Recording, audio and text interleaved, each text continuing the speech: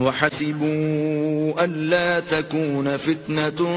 فعموا وصموا ثم تاب الله عليهم ثم عموا وصموا كثير منهم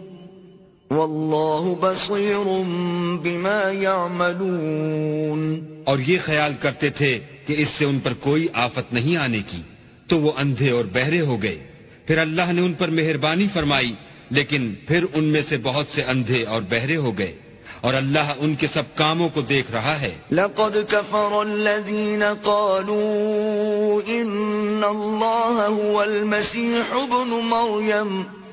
وقال المسيح يا بني إسرائيل اعبدوا الله ربي وربكم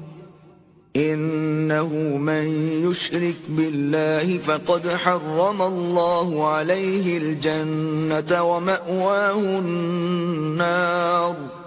وما للظالمين من أنصار.